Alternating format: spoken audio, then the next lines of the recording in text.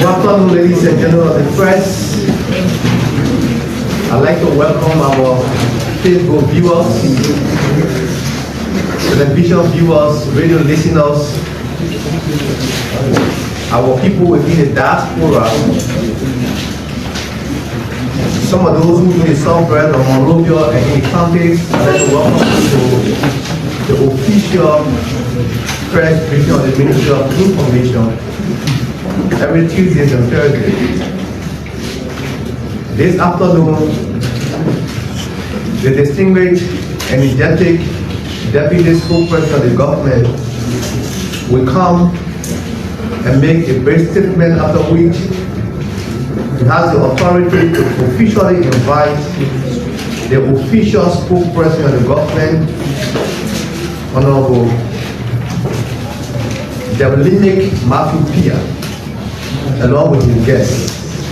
I have a distinguished honor to invite to the national podium Honorable Daniel Sando, the Deputy Minister for Press and Public Affairs of the Republic of Liberia. Mr. Sando.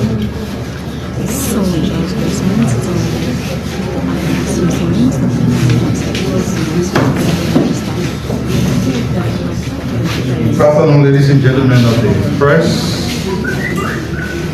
We want to stand on our existing protocols. We invite you now to join us by giving us your undivided attention as we call this press conference to order. We want to say thank you also to the management of the Ministry of Information for continuously addressing some of the needs that we have here in the conference room. You see, additional interventions have been made, which is good for the physical outlook of the place, because this is where the government of Liberia speaks from. So we will not stop at anything to keep improving this environment. And I show some of you who are assigned here, we do appreciate the ambience that we now enjoy in the historic Chadwell conference room here at the Ministry of Information.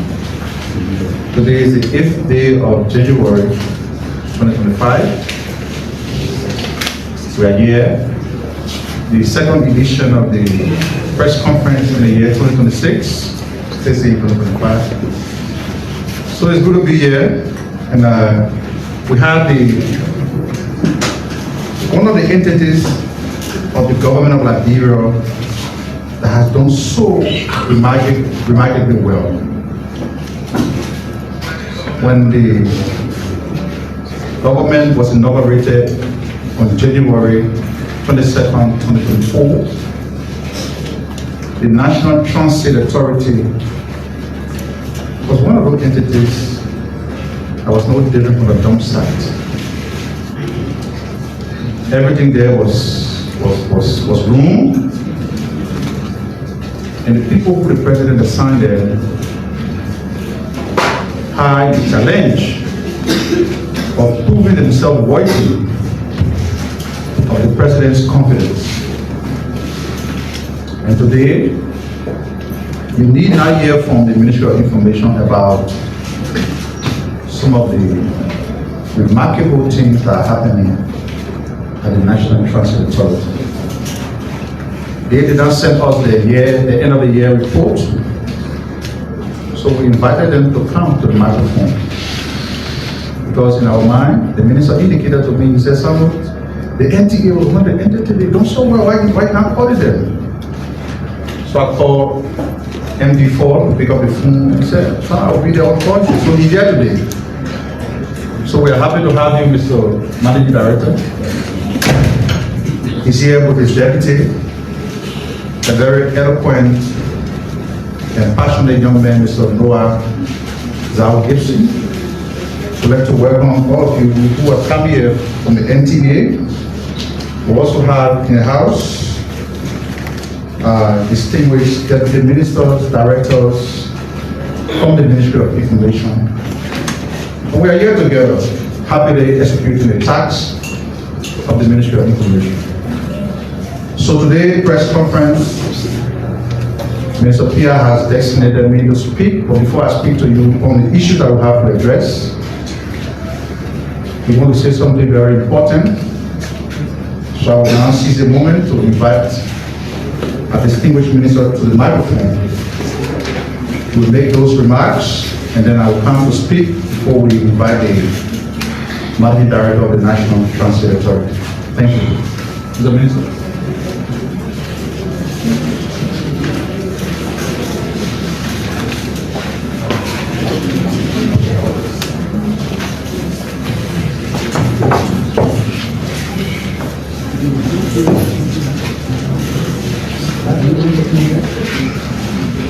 All right, good afternoon, and it's good to be back. Like the Deputy Minister said, he is the principal speaker from the ministry today, but I just wanted to clear three things quick. One, I know you must have heard on the radio or read in the newspaper about the situation in Sino involving the armed forces of Liberia.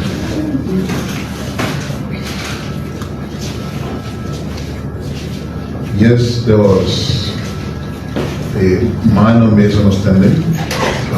For your information, the AFL has been deployed at the Sapo National Park for some time because you are aware that that park was occupied by illegal occupants.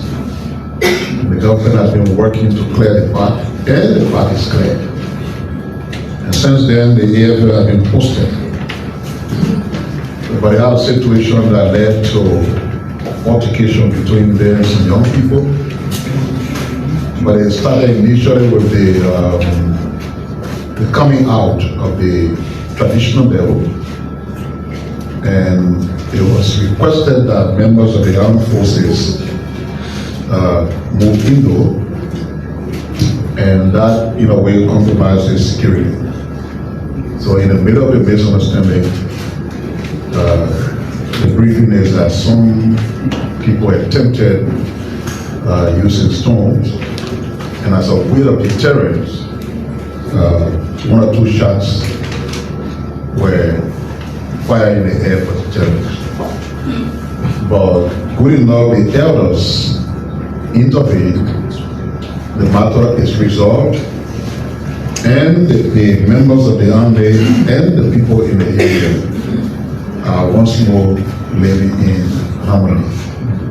Good enough, the shots fired were fired in the air, no one was wounded, nothing happened.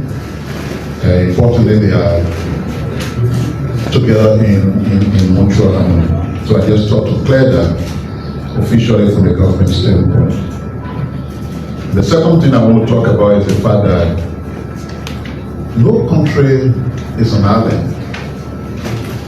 Nations that carry themselves in ways that put them in one small corner all by themselves face multiple challenges. One of the things we've been able to do successfully since the Biden administration is we've improved and harnessed our relationship internationally. We're among few countries enjoying a very good relationship with the United States of America. We've got a very good relationship with Europe, with Asia, with our friends on the African continent. And they're demonstrating time in, time out what it means to have a good relationship. You are aware that we're on the verge of lowering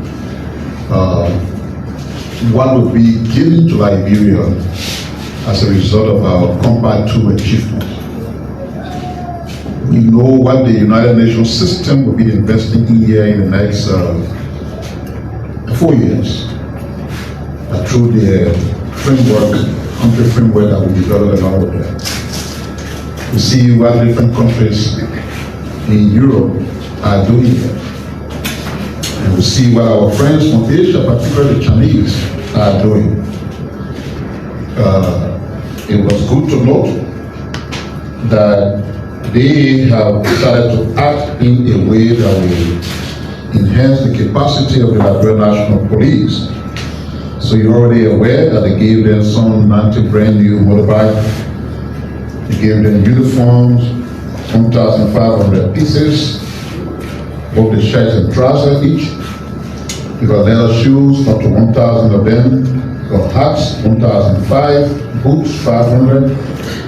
On a t-shirt for them, 1,500. Raincoats, 1,500. Like I said, motorcycles, 90. The DMRO hand shield digital radio, 1,100 pieces. And handheld dual mode radio, 55 pieces. These supplies, logistical supplies, will enhance police operation, which is so much needed with all that is happening around us. To have our police well prepared, equipped, is a good thing.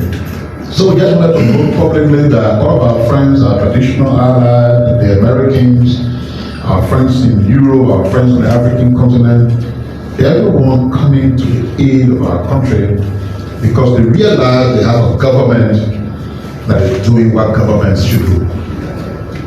If you don't do what government is supposed to do, people will not be happy to work along with you.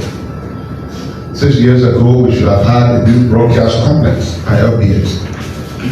We should have had a reference laboratory at the 14th Military Hospital. We should have had an overpass bridge. All of those things collapsed because of bad international relations. We restore them. When you're moving, you see yourself the overpass bridge project is on. We've reached the point of dedicating the new broadcast complex at LBS. They're finalizing the reference laboratory that will be dedicated soon shortly. So as a government, we salute our international friends and friendly nations that are coming to our aid, and we appreciate the relationship and partnership that we have with them. And the final thing I want to say before I take my seat, as part of the performance management contract system, government institutions are required to develop the strategic plan for 5 years. It's a major milestone of the PNCS process. Many institutions have done so. The Ministry of Information has also done theirs. And the process required that when you develop the strategic plan, and after it's been validated, it should be launched. So I just wanted to use this press conference as a medium through which we declare that the strategic plan of the Ministry of Information that ranges from 2025 to 2030 is hereby launched after it's been finalized. This is the plan, as you can see it. So this is our strategic plan. Of course, when we keep there, we didn't mean anything called strategic plan. We didn't mean anything called communication strategy. The strategy is also been finalized and will also be launched here alongside the strategic plan, which will direct the things we have to do here for the next 4 years. Having said those 3 things, Mr. Samuel can now come and continue the press conference, after which the National Transit Authority will speak.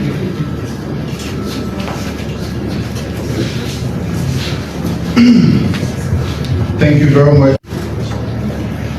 We also want to thank the various departments of the ministry for working closely with they held a demonstration for the conclusion of the strategic plan which was just launched by the minister.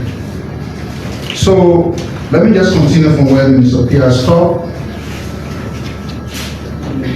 We observed over the last couple of weeks influx of Liberians from the diaspora.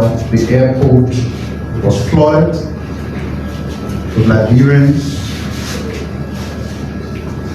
That is because the government and the president himself attach a lot of importance to the role that Liberians in the diaspora can play in the power march of their country. So after the period of festivity, the President, His Excellency Joseph Boakai, will on tomorrow host a farewell program marking the close of the 2025-2026 annual diaspora return. The annual diaspora return is a national initiative that welcomes Liberians from the diaspora, African Americans, and friends of Liberia for a season of cultural change, dialogue, and engagement. So the program will be hosted tomorrow, the 9th of January, at about 3 p.m. on the grounds of the Executive Mansion. The event, which is being held in the auspices of the Office of the President, through the Office of the Diaspora Affairs, in collaboration with the Ministry of Foreign Affairs. The occasion is expected to bring together returning diasporans, senior government officials, development partners, traditional leaders, private sector actors, and members of the diplomatic community.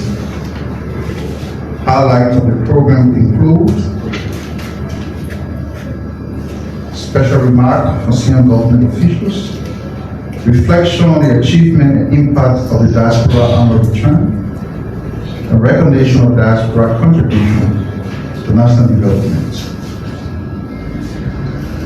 The farewell program symbolizes not merely a departure, but a renewed call for sustained engagement, collaboration, and partnership beyond festive season. So we continue to run you through some major accomplishments from across entities of the government. We have Enfield and the health tribunes here. So in 2025, the National Public Health Institute of Liberia made significant progress in strengthening national public health systems, disease surveillance, laboratory capacity, workforce development, and emergency preparedness. Working closely with the Ministry of Health and international partners, the Institute enhanced Liberia's ability to detect, respond to, and manage public health threats while supporting national and global health security goals. During the reporting period, Enfield detected 278 public health events of national and global concern and effectively responded to multiple outbreaks, including mpox, Lassa fever, and measles across all 15 counties of Liberia. mpox response efforts resulted in a high recovery rate of approximately 94%, with active cases reduced to 81 across 14 counties. Timelines minimizing socio-economic disruption.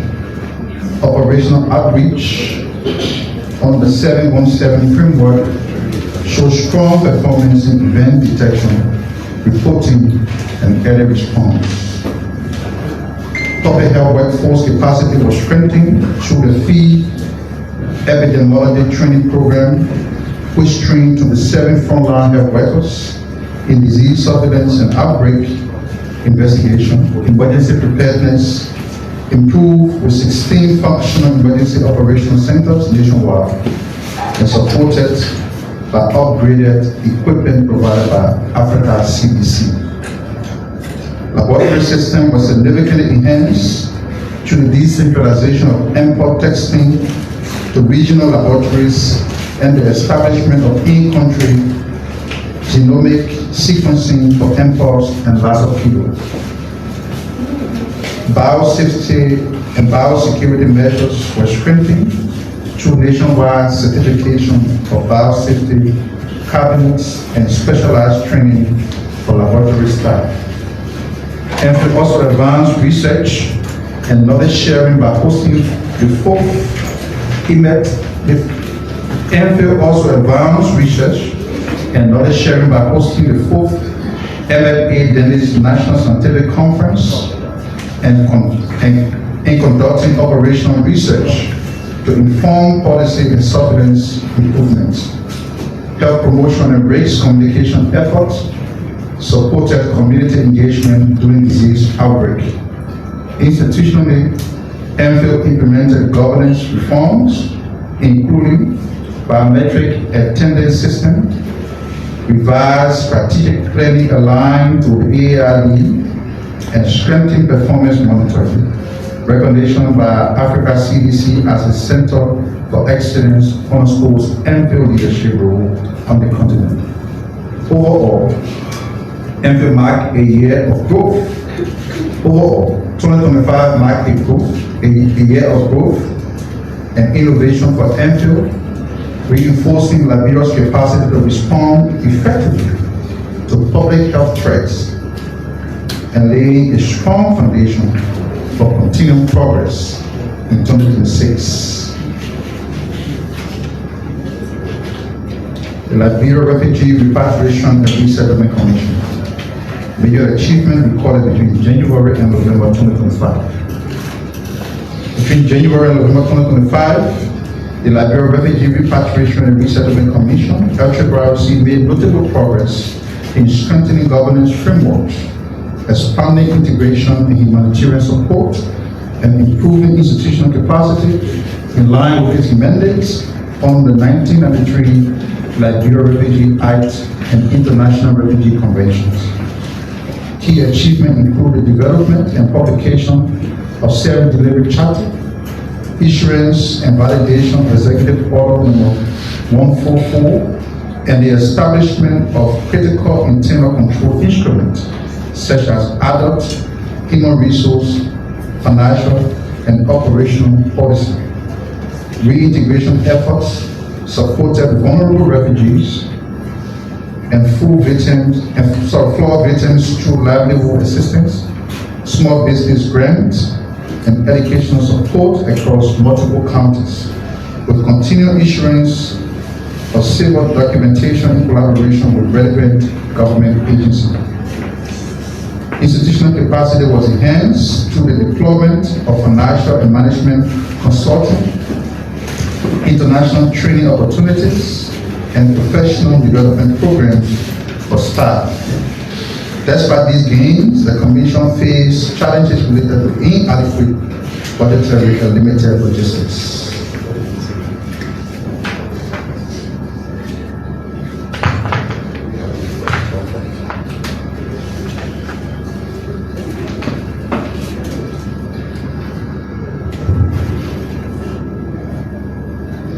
In continuation of MPOX Phase 2 vaccination campaign, the Ministry of Health team in Moswara County has intensified vaccination activities in communities across Moswara. The campaign covers 8 hotspot counties across Liberia: Nimba, Bon, Grand Cape Mount, Grand Cru, Grand Gillette, Moswara, Grand Bassa, and Lofa counties. Frontline health workers, high risk in children from 2 above are encouraged to take advantage of this life-saving initiative to get vaccinated. Ministry of Health, Dr. Louise M. Koto, made an unannounced visit to the Barnabé Health Center, where she encouraged staff and thanked healthcare workers for their unwavering commitment. She reaffirmed that 2026 will be a year of health facility visitation, underscoring the Ministry of Health focus on strengthening health services nationwide.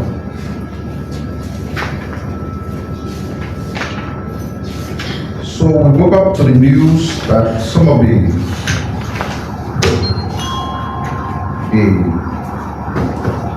critics who are noted for putting a spin on everything to the effect that they are now misinterpreting what the IMF released on Liberia. The same people who forecasted doubt that Liberia will not be reaffirmed for the compact, the doomsday prophets, all of the negative wishes for the country, even though it does come to pass, but it never seems to amaze us. So the IMF board concluded the 2025 Article 5 consultation and completed the second review on the extended credit facility arrangement for Liberia. The credit facility provides immediate access to special withdrawal rights, 19.3 million, amounting to about 26.5 million. Growth is expected or projected at 4.6% in 2025 and 5.4% in 2026. Medium-term prospects remain favorable, with GDP growth expected to stabilize at 5.5%, assuming full and timely implementation of the extended credit facility, supported reform programs, preserving fiscal consolidation, enhancing financial stability, and addressing key structural weaknesses, particularly limited competitiveness and widespread corruption remain key challenge. The Executive Board of the International Monetary Fund completed the Article 5 consultation and second review of the 40-month extended credit facility arrangement for Liberia. The board decision allows for an immediate disbursement of special withdrawal right, 19.3 million, about 26.5 million, bringing total disbursement on the arrangement to 57.9 million, which is about 79.4 million USD. Liberia extended credit facility arrangement amounts to 155 million, 60% of quota was approved by the IMF Executive Board on September 25, 2024, to support the country's efforts to restore macroeconomic stability, reduce debt vulnerabilities, preserve financial stability, and strengthen governance. The program performance has remained broadly satisfactory. 5 out of 6 performance criteria were met, with one miss. The Executive Board approved a waiver of non-observance of continuous performance criteria on the non-accumulation of new extended arrears based on credible corrective actions taken by Liberia. Following a strong post-pandemic recovery, economic activities moderated somewhat in 2024.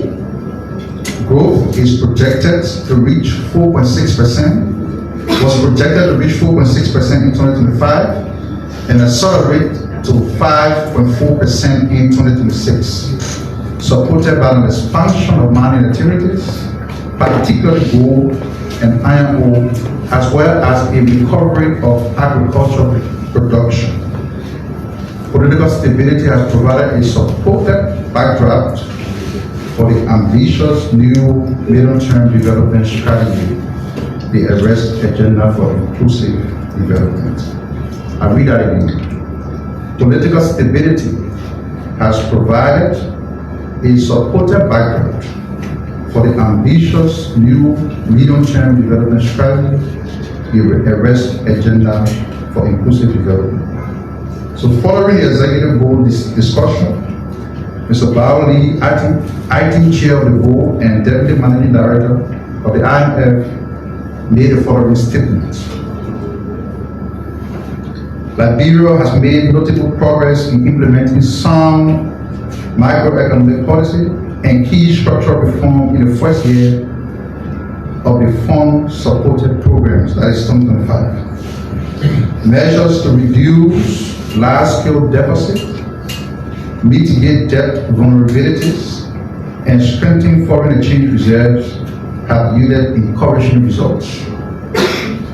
Swift policy responses to sudden termination of large grant support through rationalizing low priority spending and mobilizing additional domestic revenues have also safeguarded critical social programs previously financed by UC. So what they are saying to us here is that the government of Liberia has instituted sound policy, and as a result of this policy, the board is now saying to us that the country is on the right trajectory. Building on this strong start, more ambitious domestic revenue mobilization will be essential to create fiscal space for priority development spending. A comprehensive reform agenda is planned for the coming year, including the transition from the general sales tax to higher rates, value-added tax, income tax reform, and the rationalization of tax exemption. Continuous spending discipline, together with improvement in the composition of quality of public expenditure, will also be crucial. The Central Bank of Liberia's effort to address weaknesses in three banks and safeguard the banking sector stability are welcome. Steadfast implementation of a stronger regulatory framework will be key, while completing bank restructuring and reducing high non-performing loans will further strengthen stability and support credit intermediation for private sector-led growth. Recent measures to strengthen the regulatory framework of the Liberia Anti-Corruption Commission will enhance transparency, including through the publication of public officials' asset declarations. The governance diagnostic study will provide a solid foundation for effective governance reforms across sectors, which will be instrumental in attracting foreign investment and supporting higher, more inclusive growth. The Executive Board assessment. The Executive Board of the IMF agrees with the thrust of the staff appraisal. They recommended Liberia for the efforts to preserve macroeconomic stability and welcome the broadly satisfactory performance on the extended credit facility arrangement for Liberia. Despite improvement in the outlook, rates remain tilted to the downside, including the ongoing decline in extended assistance and global economic uncertainty. Against this backdrop, the Board of Directors emphasized the importance of sustained reform efforts to preserve fiscal discipline, enhance financial stability, strengthen public governance, and support private sector development to raise the living standard of the people and reduce poverty. The Board of Directors commended Liberia for maintaining a prudent fiscal stance, particularly in light of reduced foreign aid. They were encouraged by the forward-looking fiscal strategy aimed at further increasing tax revenue to be social development leads, rebuilding the physical space, and mitigating debt vulnerabilities. It's a long report, so we'll publish it on the ministry website after the press conference. I just thought to highlight it. You listen, I read verbatim what they published. So you can now understand why we can't understand why some of our friends will always want to be negative about something that's supposed to be positive for the country. The goal is basically for many of the government or somebody policy that we put into place in the absence of a wake of external aid reduction. The Minister of Finance said last time that when you say left, people predicted budget shortfalls. Today, 2025 ended, the government is putting budget surplus.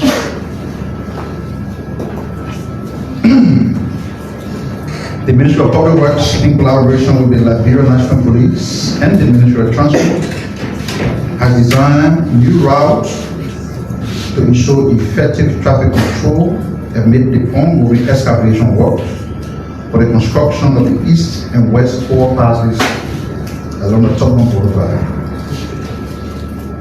And this comes in the wake of the huge traffic you've been experiencing those moving through Congo Town to Piah because of the ongoing work. So these are the routes that they've announced.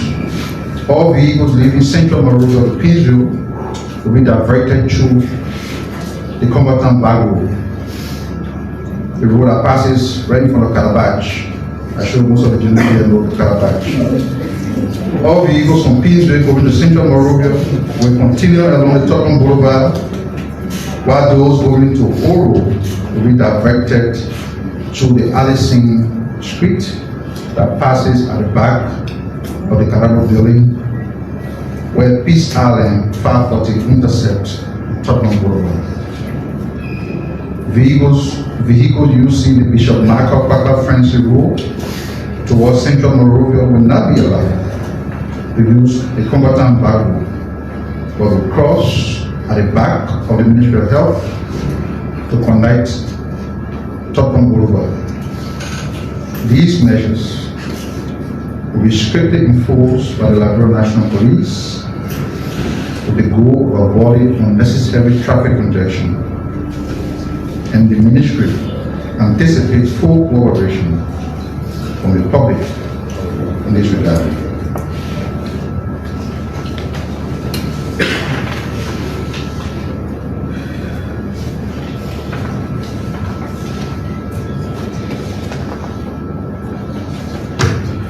Lastly, the Liberia Agency for Community Empowerment delivered strong performance in the fiscal year 2025, driving community infrastructure across 15 counties through government-funded programs.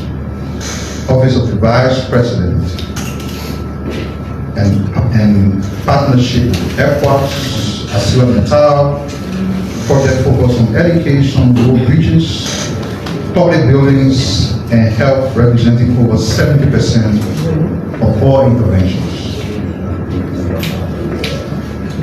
Key executive level achievement: Old Town double box covered muscle fully completed and in use, funded by the Office of the President. The Getchu Yancey Public School, Bonny County, major renovation underway on a historic school attended by current First Lady, Her Excellency Malakatumo Waka. The goal is to make that school one of the top modern learning facility in Bomi. Project funded by the Office of the Vice President through fiscal year 2025 budget.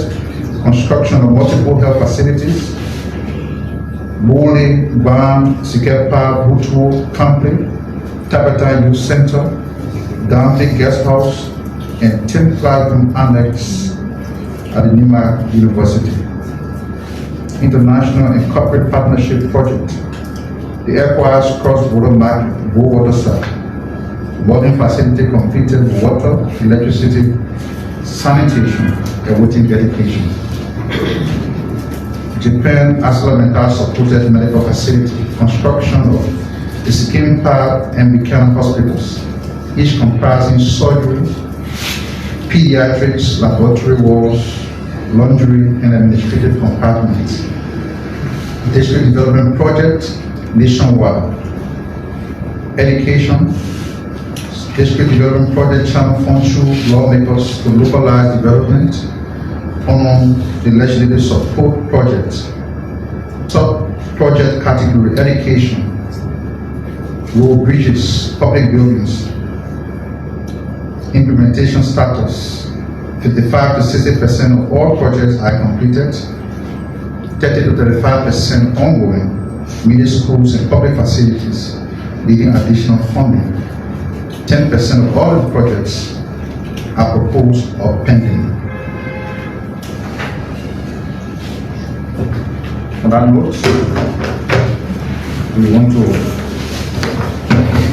pause and now invite our one and only guest to the microphone, the Managing Director of the National Transit Authority, Mr. Forh. He will speak. When completed, we'll entertain a couple of questions from our distinguished media friends, and then the three speakers, Mr. Piah, he will speak, and then we can separately respond to your questions. Mr. MD.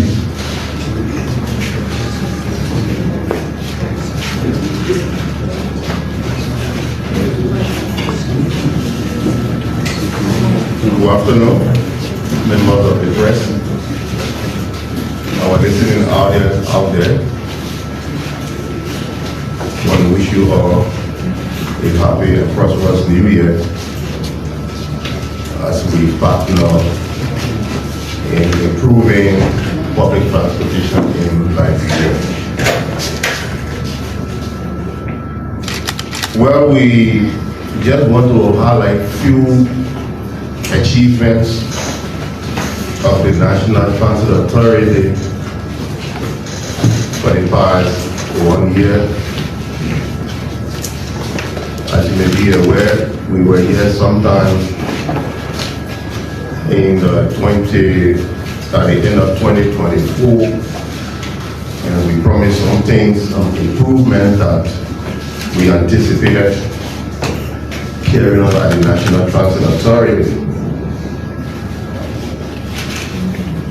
Some of those issues were governance issues. In terms of the governance issue, we had to develop a 5-year strategic plan that will guide our activities at the NTA. We completed that.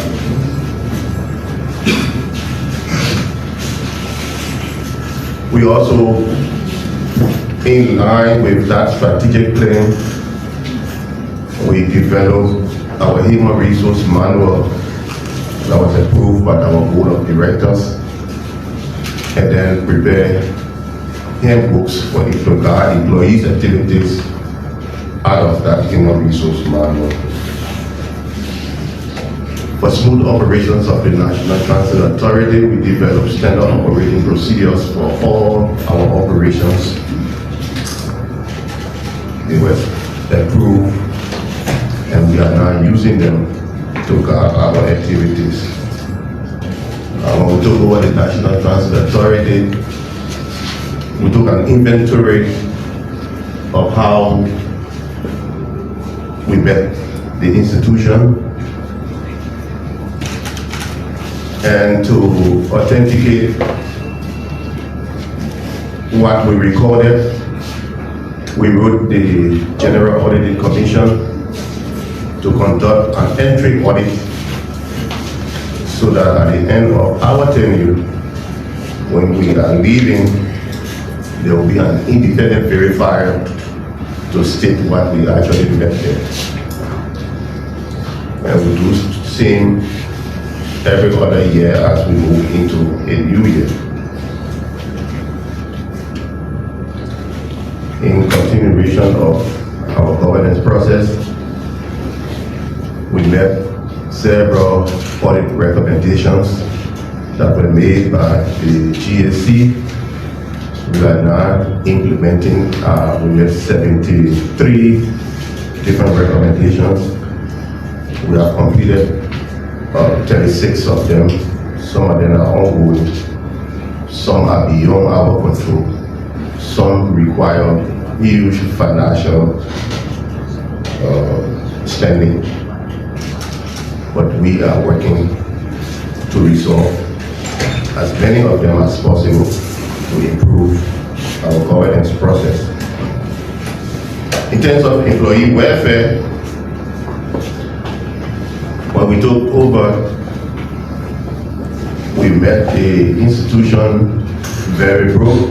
In fact, in one of our discussions, I said the total amount in dollars and cents that we met at the entity was 113,000 Liberian dollars and 41 US dollars. In fact, a draft copy of the GSC report even put me a little bit wrong because there were accounts that were open that we did not receive information about, and we got those information as a result of the audit. And almost all the accounts are in negative, which means a liability to the institution. So if I take that into consideration, it means we made the entity deep in negative. However, there were some people that tend to challenge what we said, and I told them I wouldn't ask the bank to publish it directly from the bank, and you will see exactly what we are talking about. So in this 2025, in the 2025 budget, we budgeted health insurance for our employees for the first time after more than 7 years. That insurance has some of the beneficiaries attached to it.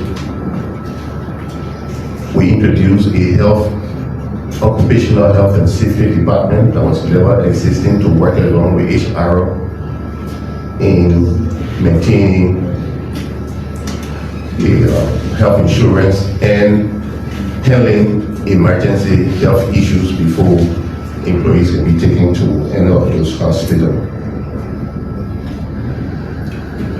In the arrest agenda, sanitation is key, and so we ourselves take sanitation at a higher priority. We met the institution with close to 400 employees with 2 bathrooms. So we erected a 6-room bathroom facility. We completed that to improve sanitation on the compound. The powerhouse was fully dilapidated. We started construction of a new powerhouse since we indeed intended to take LEC to our compound. That we have succeeded. 3 weeks ago, we have LEC the compound with our own transformer, and that was the problem. LEC said it could not wire the compound without the institution purchasing its own transformer. We successfully did that. We got in there. Now the powerhouse is going up, and soon we will transition from the shackle building to a modern powerhouse. We also rehabilitated a house in Ganta, because normally we move our outstation people to Ganta, San Kole. They normally sleep in the Ganta area to move back to Moruta. So we have a guest house that we fully reconditioned for our employees overstay while they are in Ganta. In terms of infrastructure, I said it my last time here that We took over the entity with our administrative building. The administrative building was burned down to the ground. And so in 2025, we began the construction of a new administrative building. As we speak, they should be casting the first floor of that building this morning. As per the engineering schedule, that building should be completed by July of this year. To enhance our operations, we are now trying to renovate our terminals. You know, four terminals were constructed in 2014. In fact, the fourth one was not completed up to 2017. Three of them was fully completed, furnished well in Bangabon County, Owalasaka and Kipman County, and Piah and Basso County. Unfortunately, those terminals were massively looted during the past 6 years. The Cambos, down to the Cambos, were taken, tars were looted from the floor.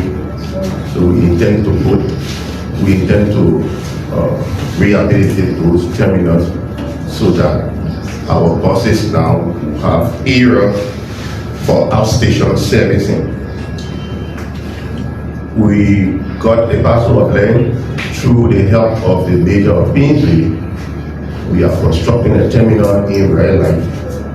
In the next 3 months, that terminal will be ready, and our passengers traveling outside, especially Banga, Ganda, the southeast, will be able to board the buses from our own terminal in Redline. Increasing operational efficiency as a result of repairing those buses and the arrival of additional 35 buses. We have increased our routes. We are now running, in addition to the southeast, Zwedru, Harbor via Zwedru. We have the Battersea Estate to Broad Street route to resume. So that the New Georgia to Broad Street route resume, Oro to Broad Street route resume, and then now we are now in Kapata and Havel. We anticipate very shortly we'll be opening the Lofa route and Bakolu. We also have a route resume that is from Douala to Red Light as a result of the increase in our fleet of buses. We also rehabilitated our fuel tank as part of our maintenance and operational plan. We purchased 35,000 gallons of fuel oil to enable us move our operations smoothly. As you may be aware, that's the second highest cost of the National Transit Authority. The first is personnel, the second is fuel, and that's key in our movement. So, as we speak currently, we hired a firm. We are recalibrating our tank to 35,000 gallons, and we are filling that thing in with 35,000 gallons of fuel from 10,000 gallons. To support that, we purchased a brand new dispenser, and that dispenser is now being installed. So our buses move to our fuel station, and it just take fuel left to a private fuel station.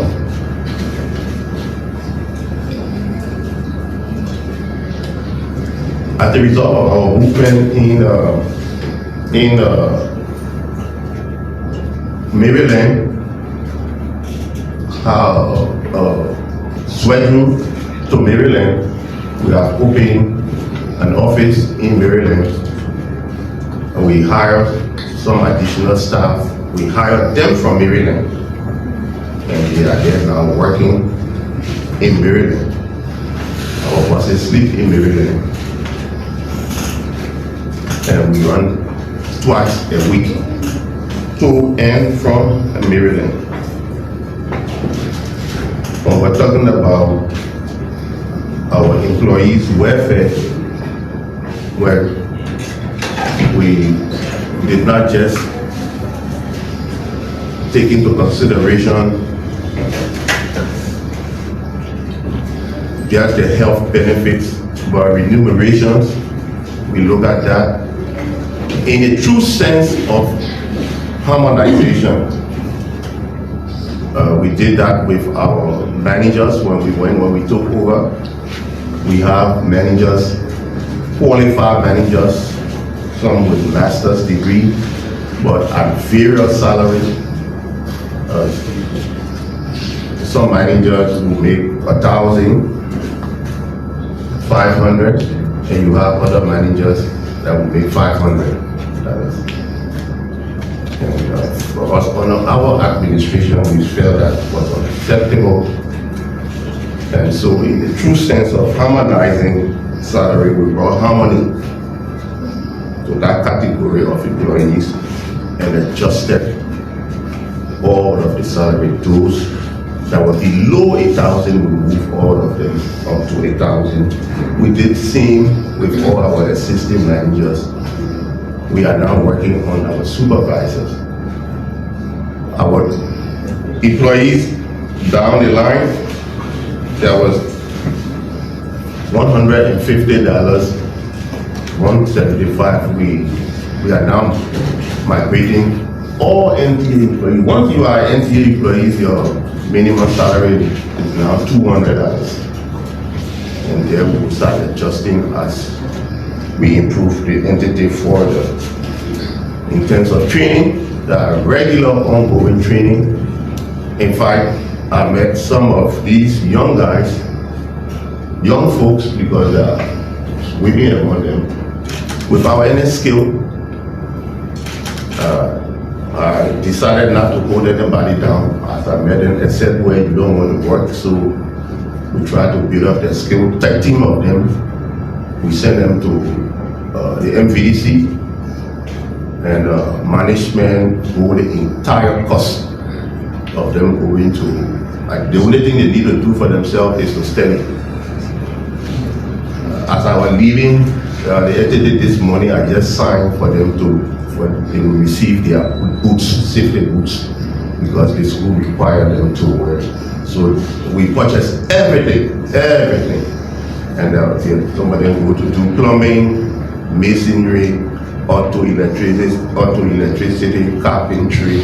In fact, the building that I'm talking about for the generator room, we hire a consultant to guide the process. They are constructing that generator room. If you go to NTA compound now as we speak, you will meet some of them who are not to school today working. And after their work hour, they go to school and come back to work.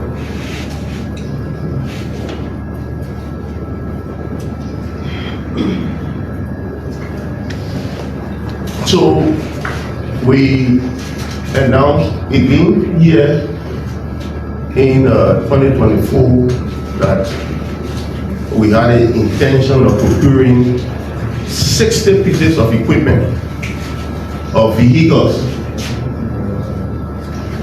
35 pieces of 62-seater buses, 20 pieces of 18-seater buses, and 5 cargo trucks.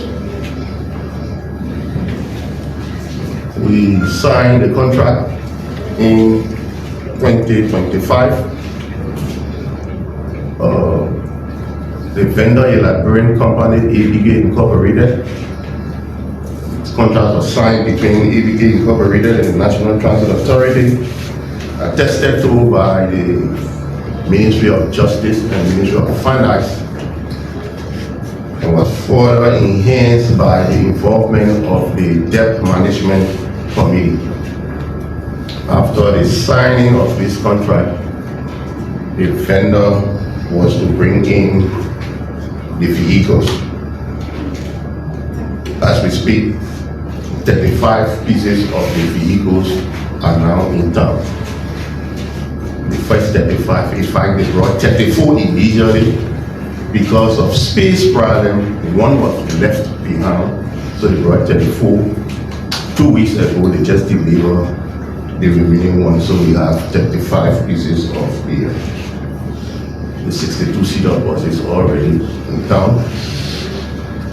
We got information that very shortly, the 20 pieces will be here.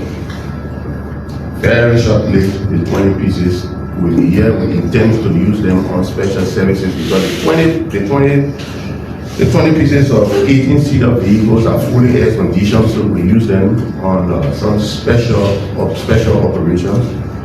And some of our community routes, we use them on our community routes.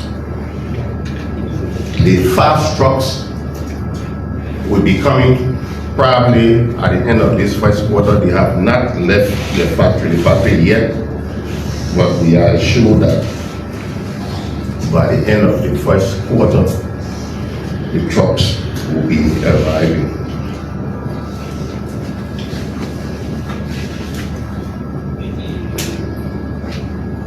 So in our operations, we consider part of our program where we have those that we move in and around the river free of charge. That we have been doing. And those people are members of the disabled community. We move members of the disabled community free of charge. We move national security officers in uniform. Security officers in uniform, move them free of charge, and children under 5 that are guarded by their parents on the buses, we move them free of charge. And I just want to use this time to ask the head of our security apparatus that has the initiative of the National Transit Authority to appreciate our security in uniform, because their presence along the river ride even help us as we move our people around. We were very specific when we said officer in uniform, except where the conductor and the driver are not satisfied with the uniform that you are in, and they will ask you to further show an ID card. But if you are not in uniform, they will not allow you to enter the bus. There are security officers that we don't know. We don't see you wearing jeans and t-shirt and automatically know that you are a security officer. If you are in that category and you only have your ID card, try to convince that conductor or the driver for them to give you a ride. But once you are not in uniform, they are not allowed to give you a ride free of charge. Please, there are a lot of confrontation. We have been receiving reports that there are people who show ID cards and just say they are security, national security officer, and automatically they want to ride the bus free of charge. So we are asking the leaders of those security apparatus to intervene and then talk to their officers to behave in a proper manner and not to harm our conductors and drivers in line of of their legal duties.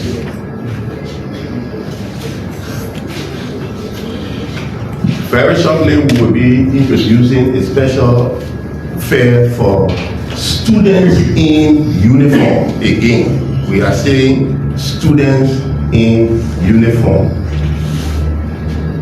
And that is to say, from the kindergarten to 12th grade. In Liberia, those are the students that we expect to be in uniform. If you want to wear a third man uniform or you're going to work to Ministry of Justice, and you say you are in uniform, the conductor will know the difference between you working and the student. If they don't pick that up and they put you in fine, that's good for you for that day.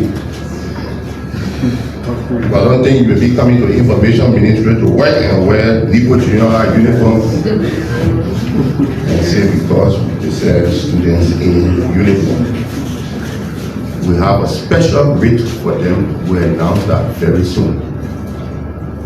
We are currently working on a cashless payment system. And maybe we will start with the students in uniform, where the parents will be able to buy the card, their children's card for a month, and we just swap in the bus. And we are currently working with 3 vendors. And we are looking at to see which one can better work with us and contextualize their technology to our system, because it's something strange. They have not happened before, and so we don't want it to be complicated, where instead of solving problems, it will be increasing problems. So that's why it's taking a little time to do that, but very shortly we'll start that, and we'll do that with all our routes. Equally, we'll start scheduling. Our buses are already going to have a move on schedule. Sharp 10 on the moving day, the bus is out, and we start doing that to all our out-of-town routes. If we say we're leaving from the parking station to go Piah, 10:30, sharp 10:30, that bus will leave, because people in Piah expect the bus to be there by 12. Shortly we'll be introducing that. We're also doing one of our programs, we retire some of our employees. I told them all NTA employees that work hard for the institution from the youthful age to the point where they'll be honorably retired, we ride NTA buses free of charge. So we are going to introduce, as I speak, our IT department is working on special bus pass, a special feature that they have to be copied easily. And we distribute it to our retired employees. It's not transferable. You can't give it to, if you are wife, you can't give it to your husband. If your husband, you can't give it to your wife, you can't give it to your children. It's for yourself. As a retired employee of the National Transit Authority, wherever you find an NTA bus moving towards your direction, once you have that access pass as a retired employee, you ride the bus free of charge. We are also planning, we are working with the Civil Service Agency in how we can move government employees, those that will want to use public transportation, those that will be interested in the public transportation, how to move them, at what fare. We are working with the Civil Service because we want to get the demographic of those all civil servants that we want to ride for public, that want to use public transportation. In other words, we are saying we want to know all ministry, agency, and commission employees that live in the Pinsville area, for instance. We know that number, then we know the number of buses to deploy in that area. What are the ones that live in the bush, on the Bushwell Island, Gatnosville, Rosersville, Corwell, and then we'll know how to deploy that at an affordable rate, where you can also buy your card monthly or whatsoever amount you want to put on there. In discussing that, we are also planning like similar things that we're doing for our retired employees, those who consider senior citizens. Now, there were some of our hitches are. I consider our senior citizens to be 70 years and above. So all those 70 years and above, we want to have a special package for them to ride the bus at 50% cost. So there are other views that say senior citizens should be from 65 upward, and I said 70 upward. So we are discussing that, and if we conclude on that, then we include through the NRR, we work with the NRR, that this group of people will have a special card. When we suffer for a citizen card, we have a special future only for them, so we can identify them. Whenever they get on the bus, they will pay just 50% of that, of the amount for that route.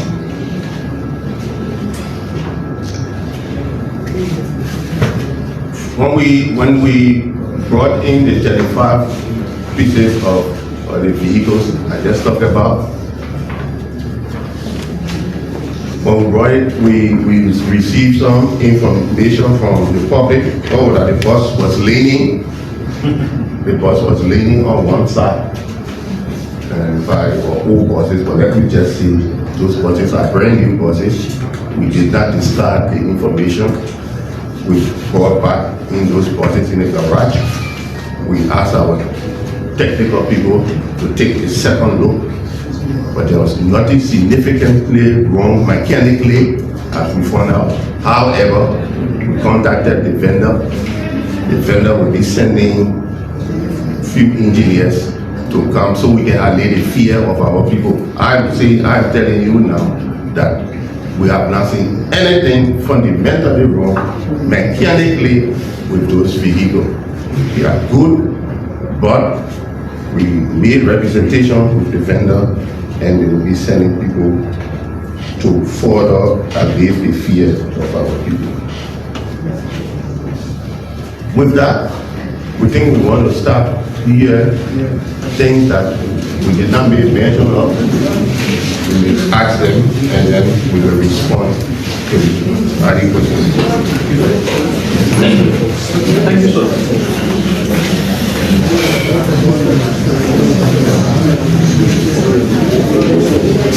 Thank you, Mr. Managing Director. Family, at this juncture, we will entertain questions that are very long.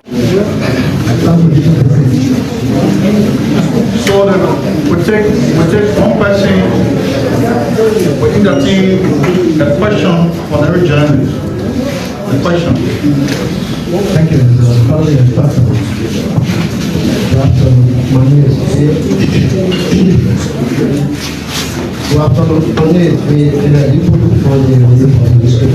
and my question goes to Mr. Piah.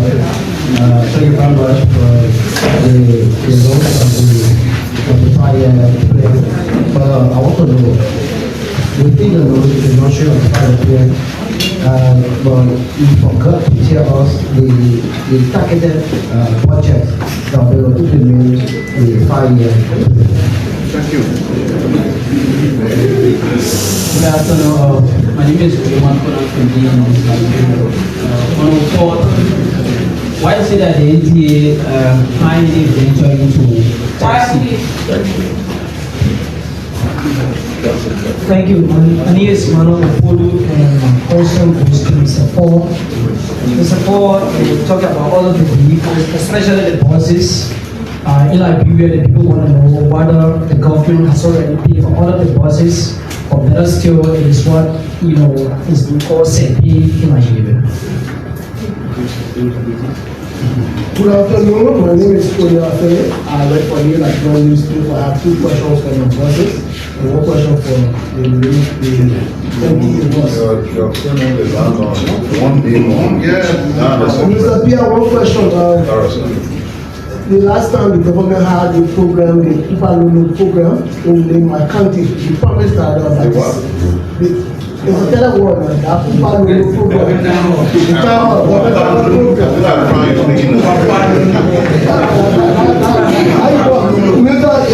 That program, we we had it in the neighbor department that we were going to have another one in Basel.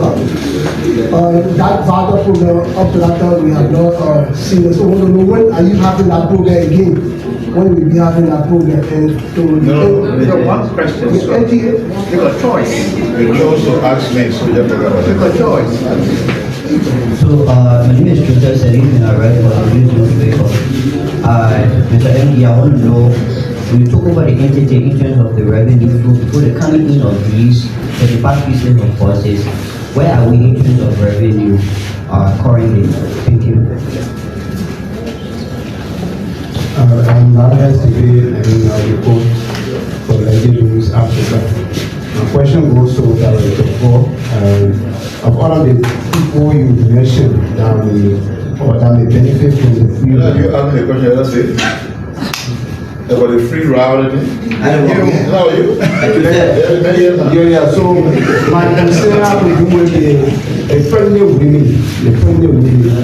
When do we see them be part of this entire process?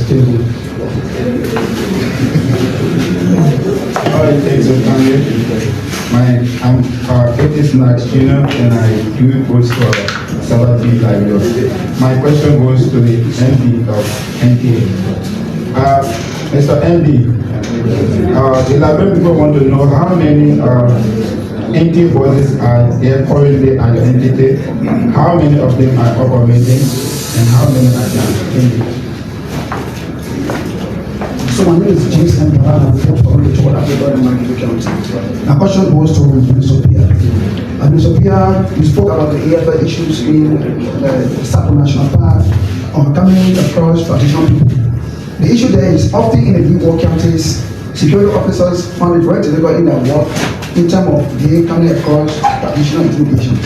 Is there any plan by the government through the Internal Affairs Ministry and the other the security apparatus so we can be able to have an amicable working relationship in the various parts of the counties so that security officers will declare their duty to file intimidation? My name is Al Freelance. I'm confused when the Liberians fight the conductors on the buses. What do you do, Mr. Forh? I'm confused. The tussle on the buses.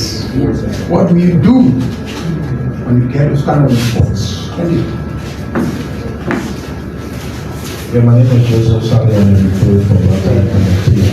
Mr. Forh, my question goes to you. There are many concerns from citizens, passengers who board these buses on overload.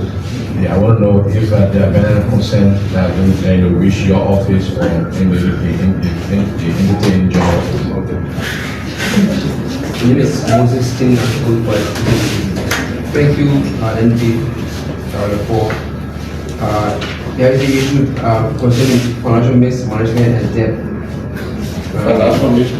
Yeah, and debt at the NTA since 2023 to 2025.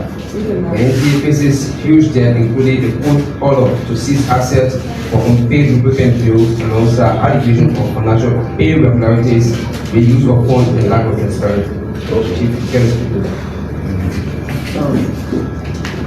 Thank you, Honorable Forh and Honorable Piah, and your able deputies here. My name is Stephen Sompon, and I report for the Liberian News Agency.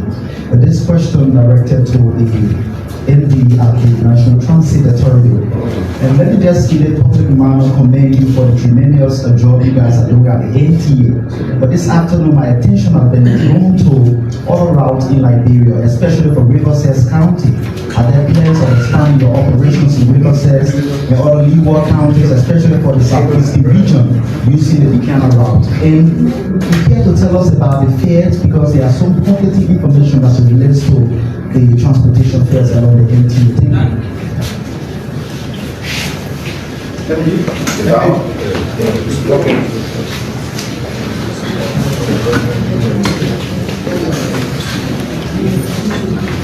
All right, so the first question is why NTA not venturing into taxi? So we are working on that. In fact, we consider that, we call that Forh.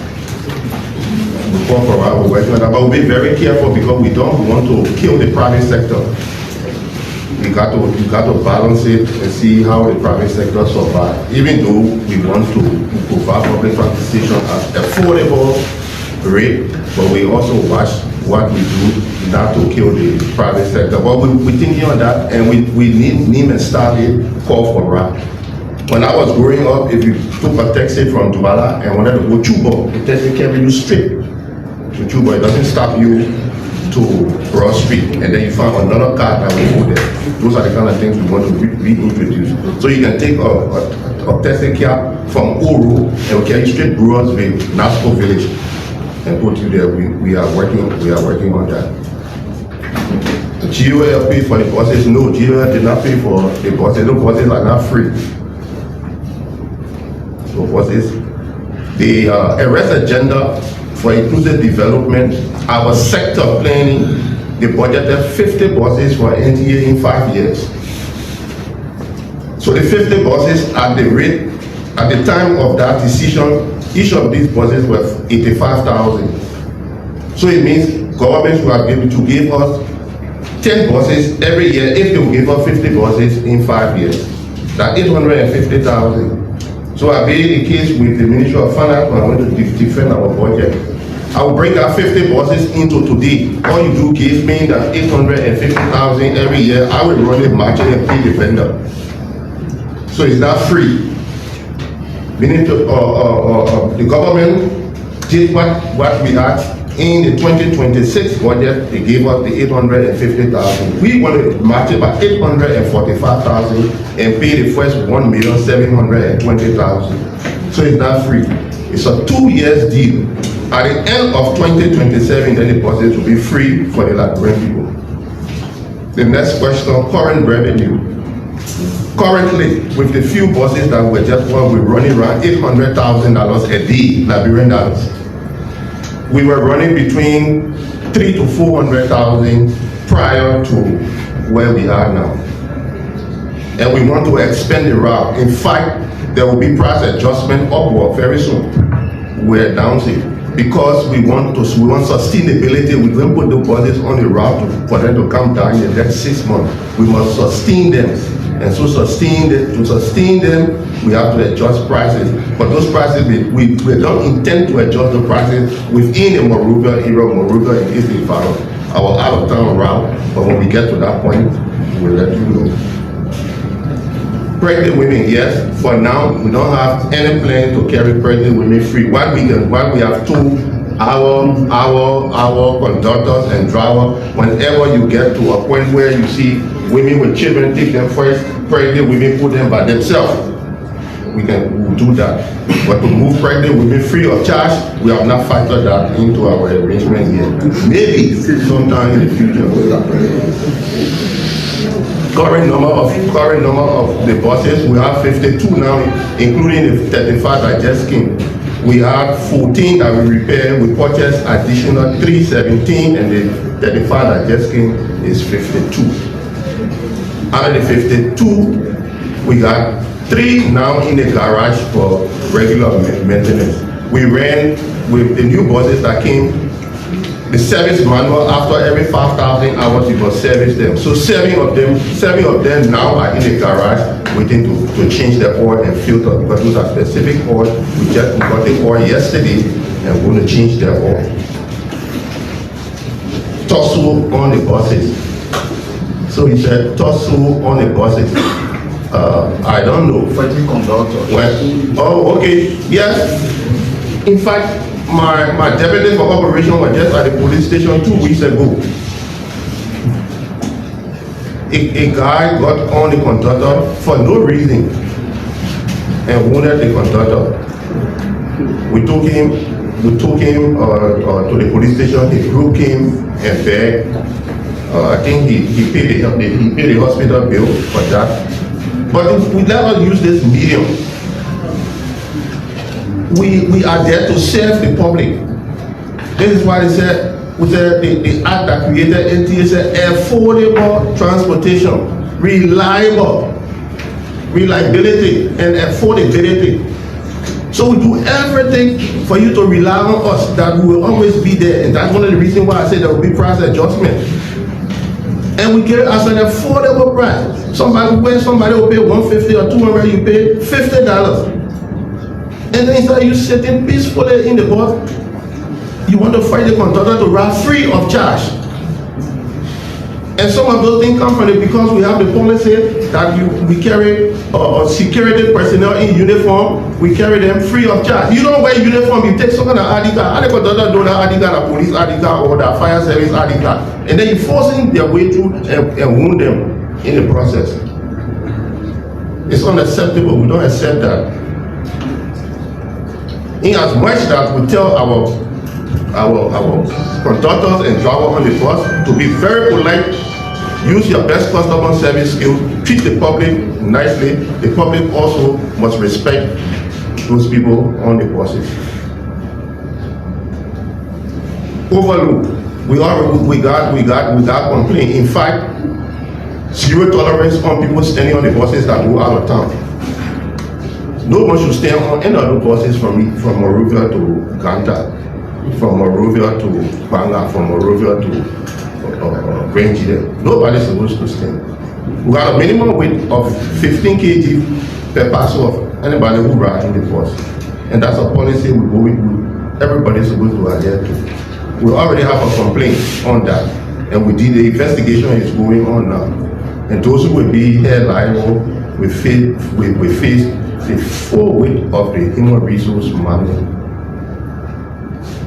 And I want to encourage the public that what other people are doing. We got our hotline, we got number on the buses. Just call us. Once you hear the public and you see those things going on wrongly, just let us know.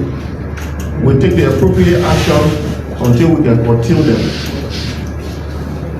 We have suggestion buses at the NTA. If you're passing by and you get something, get ready. You don't have to put your name. You just put it there in the box. We got people who in their compliance officers that open those boxes, read it, and take it to the appropriate authority for actions. Financial-based management. I can talk about what happened in 2021, 2022, 2023 that led to me inheriting $41. I can talk to that because I was not there. Well, I can promise you that since March 1, 2024, for accountability is at the National Transit Authority. In fact, the first person I fired, the person was saying to buy broom because we took over the place, the grass was almost to this roof. And we sent him to buy whipper and broom, and he went, he found the money and went face his own receipt and brought it. I'm an auditor by myself. I called him where the shop, he got the receipt from. You go to the shop and thought there was nowhere. Then he came back, oh, I'm sorry, he was fired right away. That sent a signal to everybody there. So where you got that views from, I'm sure they were talking about the past. You can go. The court case, yes, it was the past. I went to the court. I met the judge. Two of the vendors took the entity to court. One is 196,000. The other one is 35,000. We vetted our debt. Some of those things went somewhere that we don't know. We brought it down to 70-something thousand. I told the judge we pay him $500 every month because we don't have money. So every month I write a check, we sign a check of $500 and send it to the court. The rest of the people, they owe every day as we speak. I think 3 or 4 persons will be waiting for me at the entity that the entity owe. There is no business in the country that NTA didn't owe for the past 6 years before we took over. Time to wait up back and people become. So for debt, the debt more than $2, $3, $4, $5 million. I'm talking about the employees. I was saying NTA will be 11,000. I took the entire salary arrears debt and give it to the auditor for auditor to verify. Because when I pay myself, you will come say the bank went there like money business, he went over there to take money. So those who enter the salary arrears, they come to me and say, I should be number one, I live in the land. So let the internal audit vet it write us, and then we will take the necessary action. Vendor debt, we are paying vendor debt. As I'm speaking here, I have not gotten a vehicle. March 1, 2026 is my second year. The second year, right? Yes. It's my second year at the institute. That marks my second year. I don't have a vehicle. I use my private vehicle because NTA never had the money to purchase it. But I'm paying vehicle rental debt for my predecessor.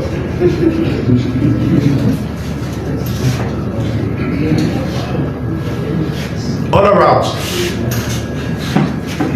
Sino is one of the areas we are looking at, but we are looking at the bridge. There's a bridge, I think, between Sino and Riverside. I mean, it's not good for the bus. So that's why I head us down. Or else we'll be running Greenville. Riverside, we want to see the population. If we put a bus there, we stand in there, you know, my deputy for administration, where he coming from? Every time we're talking about moving to Lofa, they say, but what about Riverside? So I tell operation people will go and see how many persons go into Riverside and come out of Riverside. We're looking at that.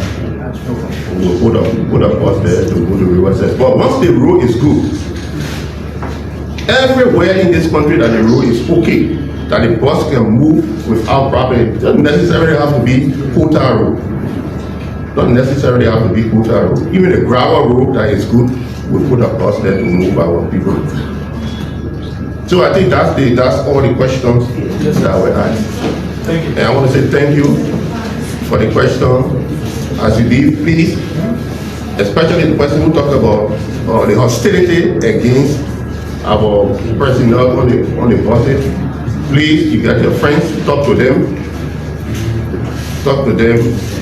If it's a specific route that the hostility becomes too much, we withdraw the bus on that route. Because we cannot afford for people to just brutalize our staff every now and then for just little or no reason at all. So I want to say thank you.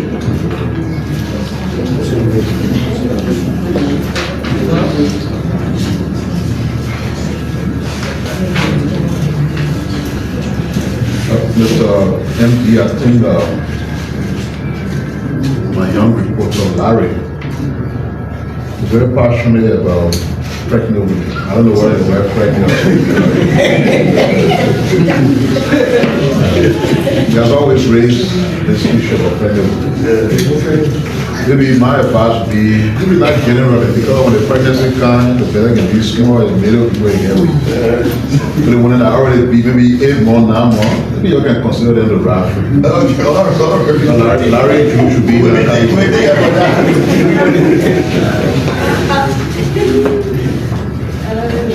So when we develop a 5-year plan, it depends on the government for support. Government envelope is being prioritized in all sectors. Communication is important, but there are critically important sectors, health, education, etc. So you just try to be courageous. Say what you want to do. Let me give you this example. When we got here, this building was falling down. We didn't have money for it. But I did say to you in the same press conference that there's no way we can allow ourselves to remain in this condition. We have to change it.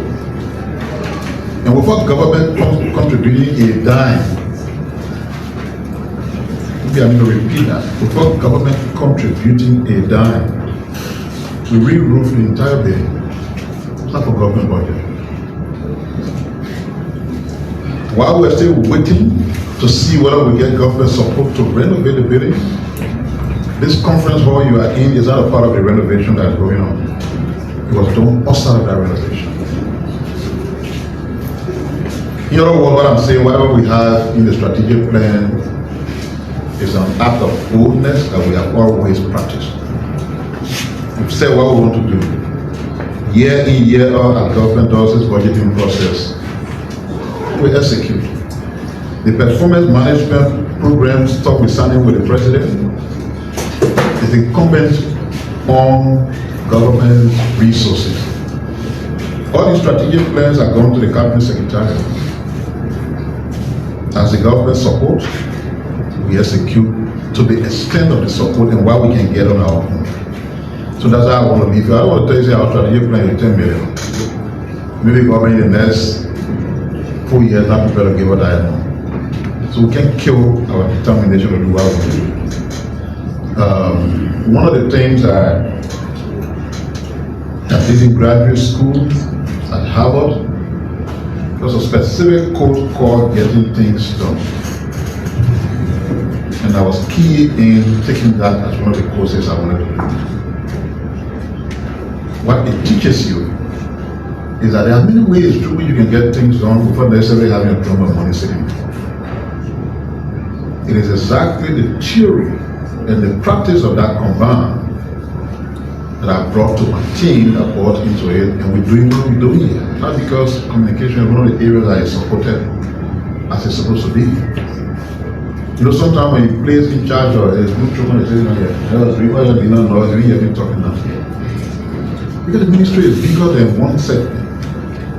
You come here every time for press conference. I won't touch my house secret here. We'll carry a program 5 days, we get you money, you come back. That's some poor mother here, they look at my face and me, I live on cattle. So I got a point in camp 5 days, get a cattle, boom. But there's no money in the budget for press conference. Where you see it coming from? So that look at through and say, they know what run the place before he considered the place as autonomous. So anything that they were doing it on their own. Whatever resources is there, even if it come on your name, will spread to our programs. Somebody just asked for government town of my own reporter.